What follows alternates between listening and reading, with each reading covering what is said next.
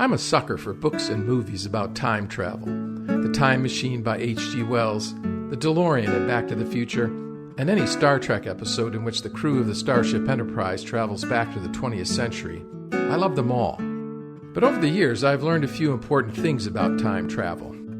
For example, as far as I can tell from these books and movies, backward is better than forward. When you travel back in time, you know what you're getting. The future, on the other hand, is unknown. It always seems to get worse. But that doesn't mean that the past is safe. When you travel back in time, you'd better not touch anything. Apparently, the smallest change can have devastating effects on the space-time continuum. You may come back to the present and find that you don't exist. In real life, of course, time travel is impossible. But that doesn't mean that I have no interest in the past or the future. The truth is, I'm often preoccupied with both.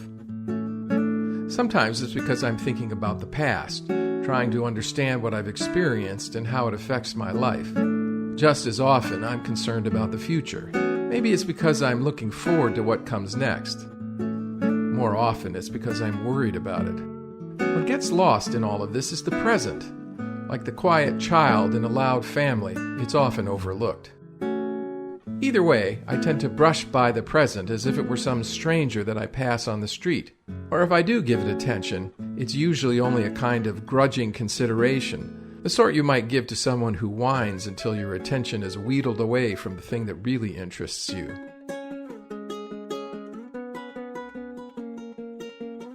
I have been scattered in times I do not understand, St. Augustine complained. He saw his life as one that stretched in many directions at once. Like Augustine, our minds too are scattered in time, so that our interests range far beyond the present. At one moment we peer intently into the past, hoping for the mists to clear and longing to catch a glimpse of a present that has disappeared from view. In the next, we skip far ahead, hoping to scout out the future and stake a certain claim. Unfortunately, the beauty and the value of the present is often lost. We're here in body, but not in mind. We're only half-hearted in our attention, and sometimes in our service. To someone whose interest is chiefly on the future, the present is only a way station. Its primary function is to serve as a staging ground for what comes next.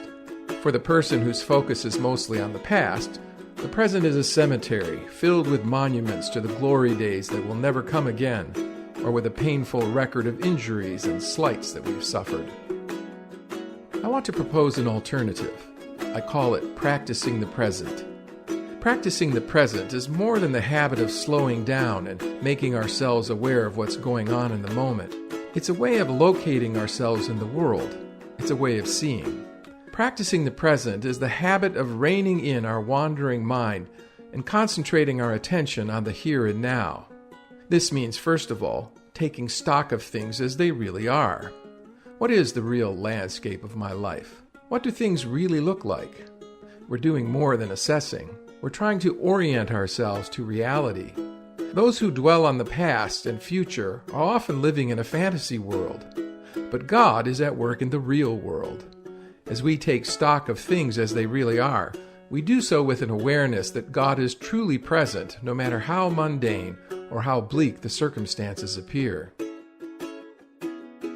Those who practice the present believe that God dwells in the midst of the muck and the mire of daily life. Practicing the present doesn't ignore the future or the past, but it does view both with a measure of sanctified skepticism. The future and the past can both be an unhealthy refuge for those who are disappointed with the present. Practicing the present also demands that we rein in, as much as we're able, our ambition and our anxiety. Both are common to human experience, and each, in their own way, can blind us to the reality of God's presence. Ambition and anxiety can both cause us to forget the one who has numbered the hairs of our head and who is really responsible for the effectiveness of what we do for Jesus. A few years ago, I was diagnosed with cancer. I was shattered by the news. I felt betrayed, not so much by God, but by my own body. I lay awake nights thinking about the thing that I had inside me and wishing that I could go back to the day before I knew of the diagnosis. When the doctor told me that my surgery appeared to be successful, I felt like a condemned prisoner who had just been given a pardon. This is what forgiveness feels like, I told my wife. 5 years after the surgery, my blood work showed a slight change, and I panicked. The doctor assured me that the difference was insignificant. As far as he was concerned, I was still cancer-free. Yet the old fear had returned, and I found it difficult to break free from it. What if the doctor was wrong? How did I know that the next test results wouldn't show that my cancer had come back? I still think about it. Fear often casts a shadow over the future as we worry about things that might happen. Just as often, we fret about the past. Sometimes we worry that we've taken a wrong turn along the way, or we regret some choice that we've made. We wonder how the past has shaped our present or how it will affect our future. We speculate about how things might be different if we had acted otherwise. The trouble with all such fears is that we can do nothing about them. Once our choices have been made and the action is taken, we can't go back and undo them. No matter how much we may regret the past, we don't have the power to change it. The future is similarly out of reach. We can speculate, but we can't know for certain what the future will be like. The past is a shadow, and the future is a mirage. In one sense, we can't help practicing the present. We have no other temporal framework in which to live. Time travel really is only the stuff of science fiction. We may remember the past, but we cannot return to it. We may place our hope in the future or dread its approach, but we can't suddenly transport ourselves there. The truth is, the present is the only context available to us for living our lives. So we may as well learn how to practice the present.